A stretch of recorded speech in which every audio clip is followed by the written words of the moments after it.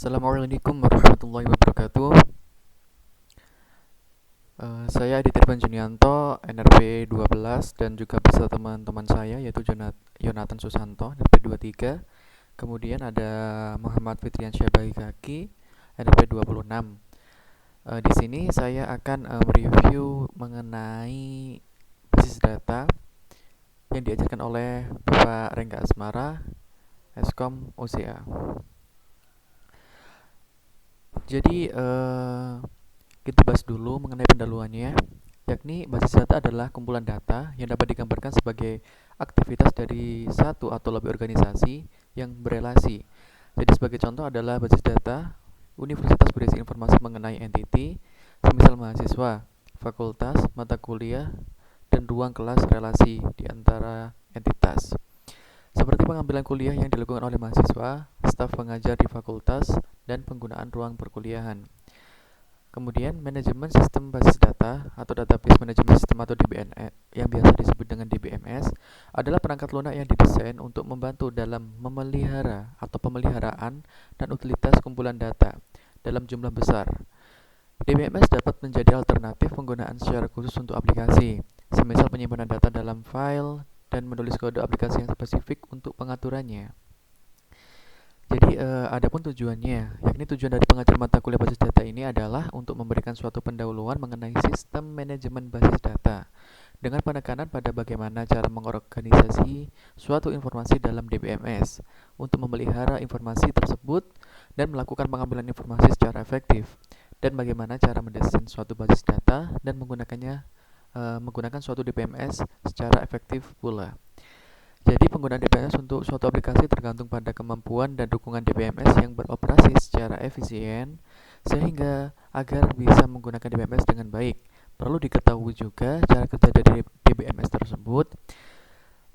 Adapun pendekatan yang dilakukan untuk menggunakan DBMS secara baik meliputi implementasi DBMS dan arsitektur secara mendetail untuk memahami desain dari suatu basis data. Kemudian kita masuk kepada IR model ya.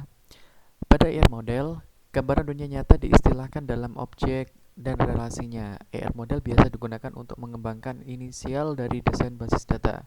IR model menyediakan suatu konsep yang bermanfaat yang dapat mengubah deskripsi informasi dari apa yang diinginkan oleh user menjadi hal yang lebih detail, presisi, dan deskripsi. Detail tersebut dapat diimplementasikan ke dalam DBMS. Pada konteks yang lebih luas, ER model digunakan dalam fase desain basis data konseptual. Kemudian kita masuk ke dalam entity, atribut dan himpunan entity. Jadi, entity adalah objek dunia nyata yang dapat dibedakan dari objek yang lain. Entity digambarkan dengan menggunakan himpunan atribut. Himpunan entity yang sejenis disimpan dalam himpunan entity. Jadi, himpunan entity adalah kumpulan entity yang sejenis, seperti itu. Misal, himpunan data pegawai. Semua entity dalam himpunan entity memiliki himpunan atribut yang sama. Tiap himpunan entity memiliki kunci atau key. Tiap atribut memiliki domain. Jadi entity adalah yang employees-nya ya, yang ada kotaknya itu. Kemudian yang SSN, name, IoT itu atributnya seperti itu. Kemudian ada relasi dan himpunan relasi. Relasi adalah asosiasi di antara dua atau lebih entity. Misal, A ini bekerja di Departemen Farmasi. Jadi, A ini sebagai employees adalah sebuah entity. Kemudian departments ada juga disebut juga entity. Kemudian di sini ada sebuah relasi yang digambarkan dengan belah ketupat ya ini. Works in, jadi menggambarkan employees works in departments seperti itu. Jadi himpunan dari relasi-relasi yang sejenis. Himpunan relasi NRR berrelasi dengan sejumlah himpunan entity NE1 sampai dengan E ke N. Himpunan entity yang sama dapat berpartisipasi dalam himpunan relasi yang berbeda atau mempunyai peran yang berbeda dalam suatu himpunan yang sama. Kemudian kita masuk ke dalam fitur tambahan untuk IR model. Batasan kunci atau key constraints. Pada suatu contoh kasus, seorang pegawai dapat bekerja pada beberapa departments. Sebuah departemen memiliki banyak pegawai. Sebaliknya, Setiap department hanya memiliki seorang manajer yang berhubungan dengan key constraint pada manajernya, seperti itu. Jadi ada relasinya. Jadi setiap employee kemudian ada departmentsnya uh, menggambarkan atau apa ya memiliki menggambarkan bahwa sebuah department itu memiliki banyak pegawai seperti itu. Kemudian kita masuk ke dalam batasan partisipasi atau participation constraints. Apakah setiap departemen mempunyai seorang manajer?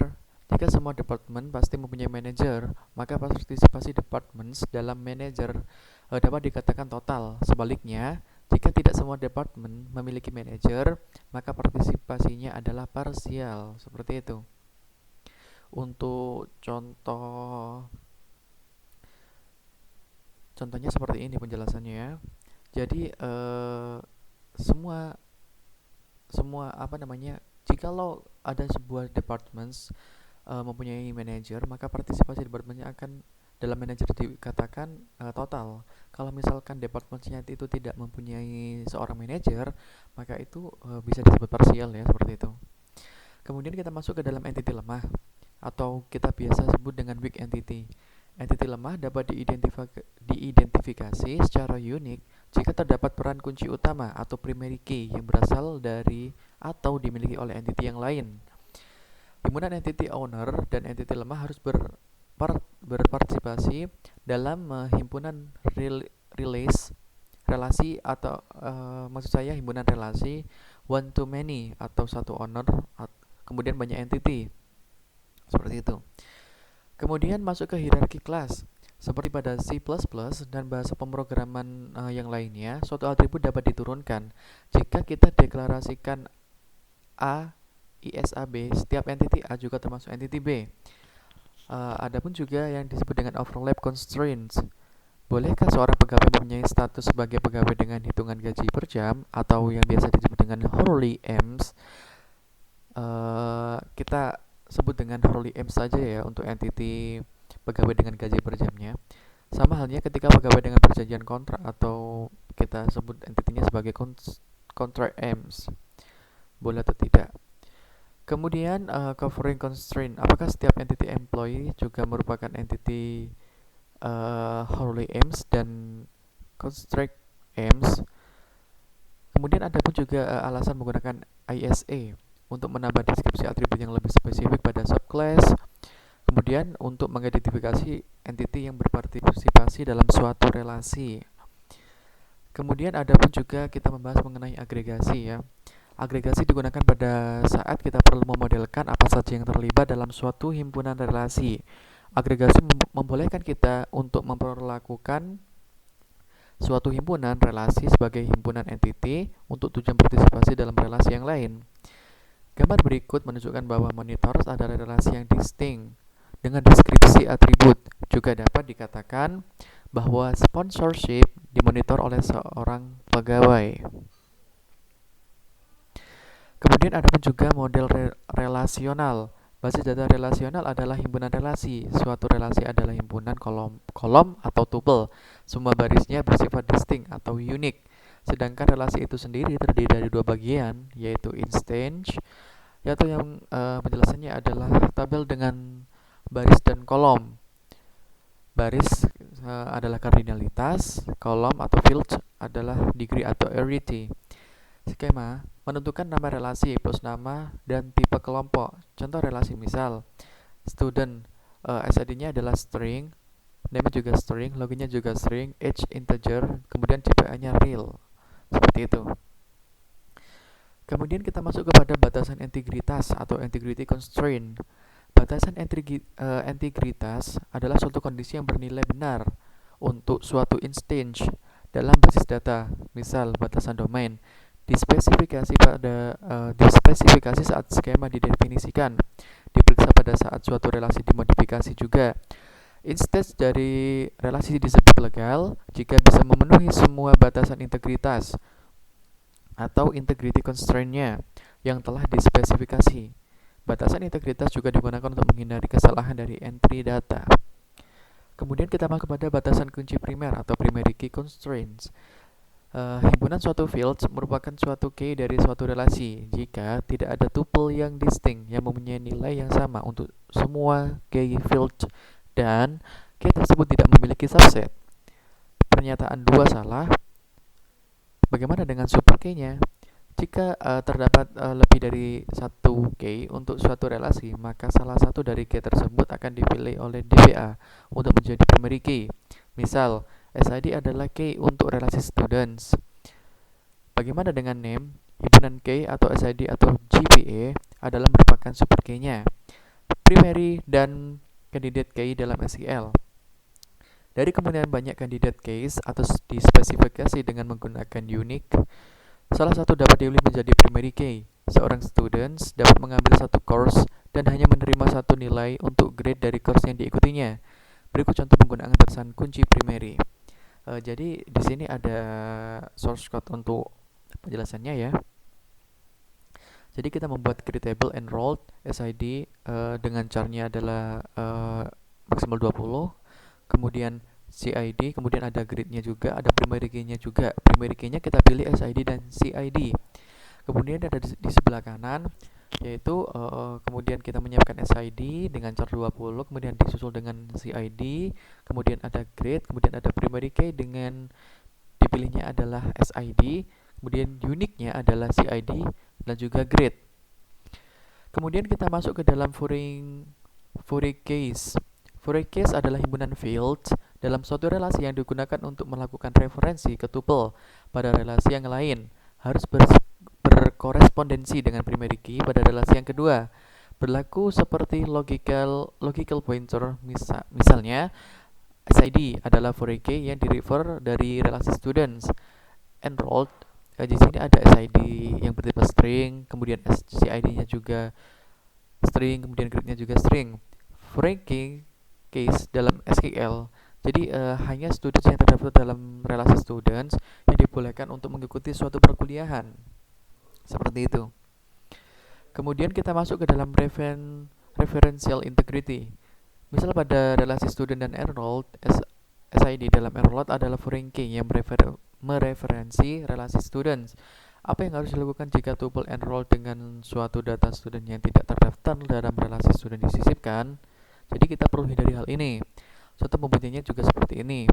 Ini contoh untuk pembuatan referential integrity. Seperti ini. Kemudian kita masuk ke dalam struktur query language. Jadi atau kita biasa sebut dengan SQL ya. Jadi SQL ini mendukung 5 operasi agregat yang diterapkan pada sembarang kolom, yaitu count untuk menghitung cacah, sum untuk menghitung seluruh nilainya, jumlah seluruh nilai, average atau AFG menghitung rata-rata nilai, kemudian ada max untuk mencari nilai paling besar dan juga disusul dengan min mencari nilai paling kecil. Kadangkala operasi agregat diperlukan pada sekelompok grup dari baris pada relasi. Untuk menulis query semacam itu dibutuhkan klausa group by dan penambahan klausa having jika kita ingin menerapkan suatu kondisi terhadap data yang sudah dikelompokkan dengan group by. Kemudian kita masuk ke dalam normalisasi. Normalisasi adalah perbaikan skema database. Latar belakang diperlukannya normalisasi adalah karena penyimpanan informasi yang redundant atau pengulangan. Istilah normalisasi berasal dari EF Code, salah satu perintis teknologi basis data. Normalisasi adalah proses untuk mengubah suatu relasi tertentu ke dalam dua buah relasi atau lebih. Berikut ini akan dijelaskan proses normalisasi sampai dengan bentuk normal ketiganya. Bentuk normal pertama atau first NF. Suatu relasi dikatakan dalam bentuk normal pertama jika dan hanya jika setiap atribut bernilai tunggal untuk setiap baris datanya. Contoh untuk tabel pertama yaitu ini. Sebelum bentuk normal pertama, jadi ada name, ada nomornya, kemudian ada nama, kemudian ada hobi. Yang sudah dalam bentuk normal pertama, kita pisahkan seperti ini. Jadi kita pisahkan masing-masing hobi dimiliki oleh satu orang atau suatu nama. Jadi ketika di sini satu nama, untuk satu kolomnya satu nama boleh memiliki dua hobi. Di sini kita pisahkan untuk masing-masing nama memiliki satu hobi meskipun ada redundannya seperti itu. Kemudian bentuk normal kedua atau second NF-nya, suatu relasi dikatakan dalam bentuk normal kedua jika berada dalam normal pertama, dan setiap atribut bukan kunci memiliki ketergantungan sepenuhnya terhadap kunci primer. Contohnya adalah seperti ini. Tabel 3 adalah sebelum bentuk normal kedua, kemudian tabel 4 yang sudah dalam bentuk normal kedua. Kemudian akan menjadi seperti ini. Kemudian bentuk normal ketiga atau third NF, yaitu relasi dikatakan dalam bentuk normal ketiga jika berada dalam normal kedua dan setiap atribut bukan kunci tidak memiliki ketergantungan transitif terhadap kunci primer. Contohnya adalah pada tabel-tabel berikut ini. Nah, dari penjelasan yang saya jelaskan tadi, kita bisa meringkasnya sebagai berikut. Basis data adalah kumpulan data yang dapat digambarkan sebagai aktivitas dari satu atau lebih organisasi yang berelasi. Kemudian manajemen sistem basis data atau database management system atau biasa yang kita sebut dengan DBMS adalah perangkat lunak yang didesain untuk membantu dalam hal pemeliharaan dan utilitas kumpulan data dalam jumlah besar. Pada IR model, gambaran dunia nyata diistilahkan dalam objek dan relasinya dan digunakan untuk mengembangkan inisial dari desain basis data. Kelebihan dari model relasional adalah kesederhanaannya dalam melakukan query atas data. Query dapat ditulis secara intuitif dan DBMS bertanggung jawab untuk mengevaluasi secara efisien. Kemudian ada batasan integritas adalah suatu kondisi yang harus bernilai benar untuk suatu instance dalam basis data. Kemudian di sini ada SQL juga adalah database relasional yang dibuat berdasarkan suatu standar dan memiliki bentuk dasar. Kemudian yang terakhir adalah normalisasi adalah perbaikan skema database yang dibuat dengan tujuan untuk menghindari penyimpangan atau penyimpanan informasi yang redundan atau informasi yang terulang. Seperti itu. Baik, untuk teori yang pertama, review database selanjutnya yang pertama telah selesai saya jelaskan di sini. Kurang lebihnya saya mohon maaf. Terima kasih sudah menonton. Terima kasih sudah belajar di sini. Wassalamualaikum warahmatullahi wabarakatuh.